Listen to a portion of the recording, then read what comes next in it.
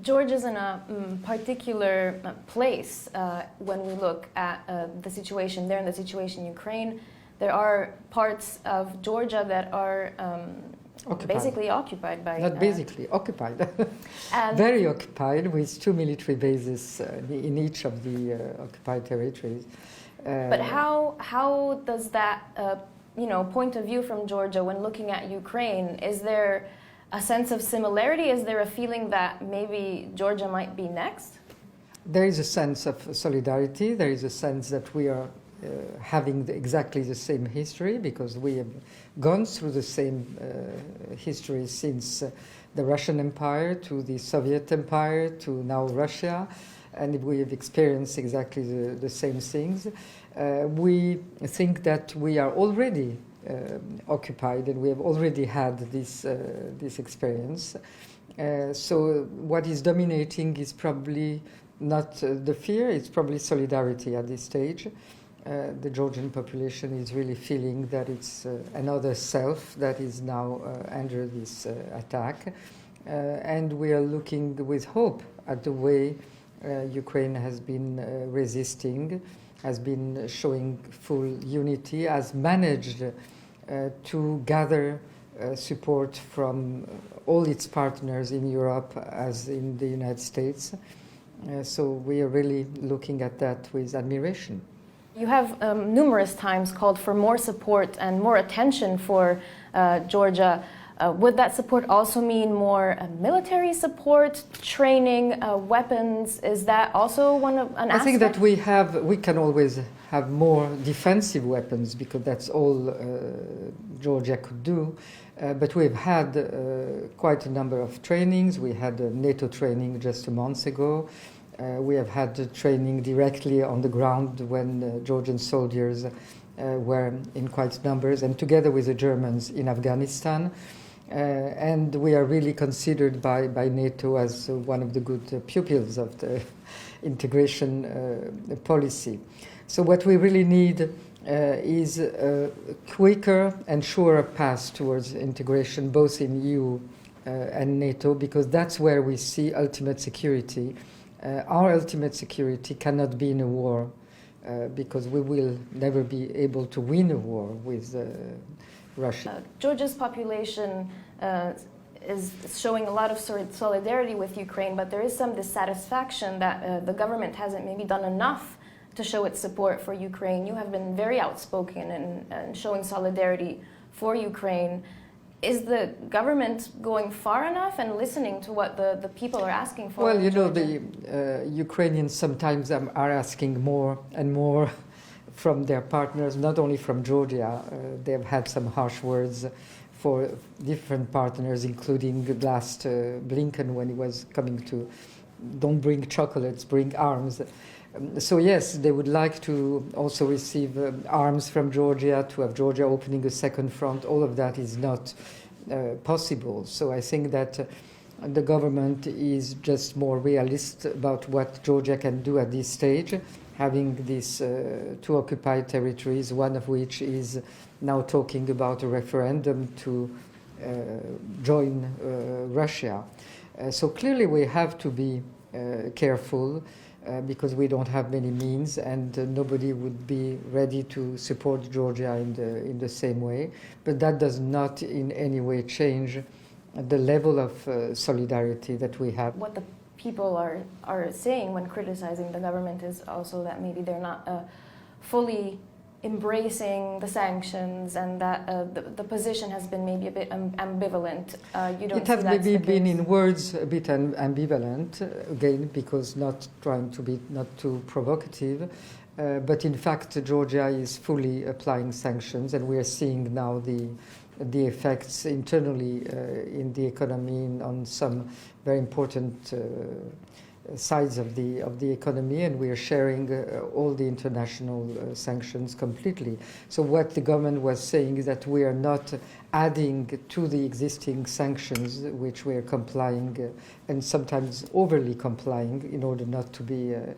We are not adding national sanctions, but we do not know very well what would be the additional national sanctions that Georgia could inflict upon Russia. But that being said, I think that the public opinion is on board. It is a fine line to walk, trying to not get Russia angry against Georgia. Well, many Western countries have been doing that for many, many years, while being under the protection of both Article 5 and the European solidarity. So I don't think that one can expect from a country that is on the front anyway, and who has none of these protections, and there are only two countries like that among those that are very vocal. It's Moldova and Georgia. All the others, be it the Baltic states, Poland, the border countries, all of them are protected and very protected, as we have heard mentioned so many times, that the Article 5 border and those that are on this side and those that are on the other side. Georgia has put forward a formal application to join the European Union. What importance would it have for the country were it to join the Union? It's not were it.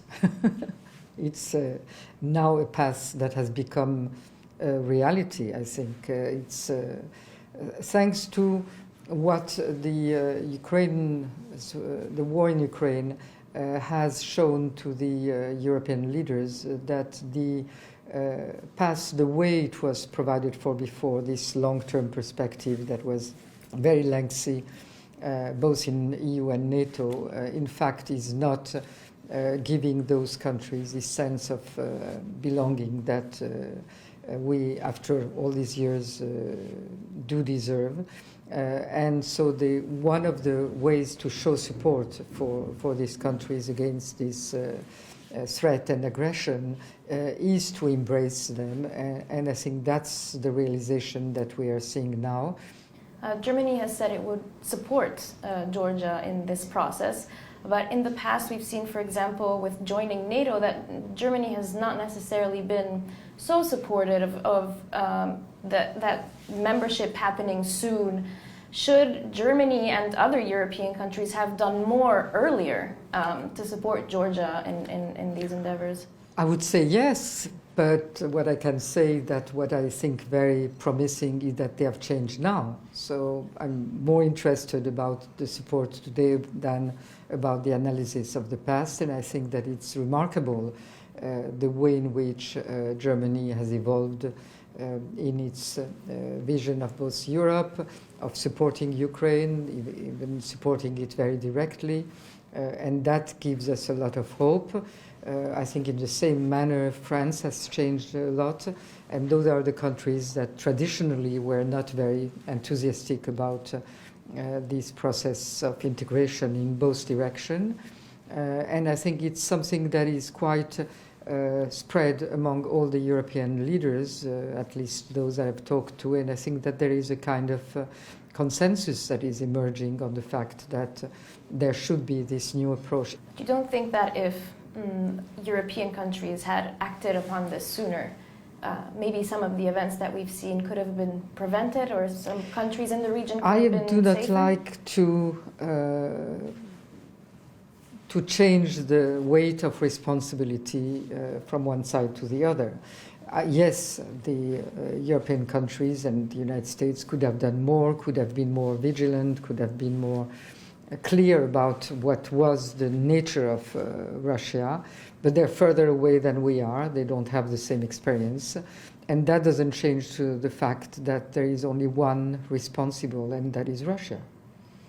We cannot put responsibility in an equal manner on those that wanted to see things to be different, wanted to believe that Russia could change, wanted to believe that there were things they could do, and that's something that is in the very nature of the democratic states, to want the other to be like itself, and if it is not, to try to help it change to become like us. And unfortunately, that doesn't happen.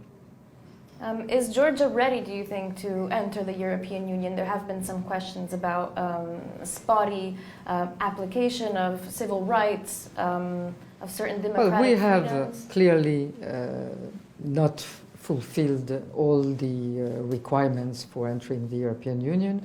And I don't think that anybody is saying that we would not need to continue and to accelerate also the pace of reforms. I think we have done quite a lot. And frankly, I don't think that Georgia is the worst democratic country in the whole European Union. And especially looking at where we come from and in what conditions this is happening. But I think that we will do much more once we are within rather than being left outside, where after a while then you lose the support of the population if it doesn't look real enough.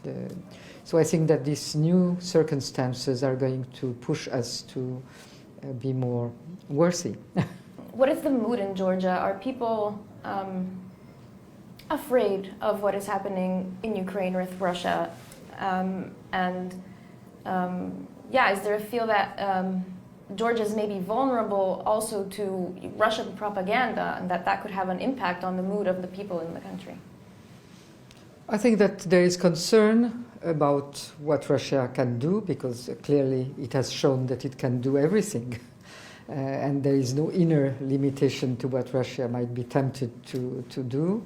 So this concern exists. I don't think that it's... I would not qualify it as fear, because we have gone through many of these things, and so there is a kind of resilience and the population is used to this behavior. And in terms of Russian propaganda, yes, they're attempting to do that, but there too, Georgia has been living under Soviet propaganda for 70 years and resisted to that propaganda, which was very organized. And I think that we are better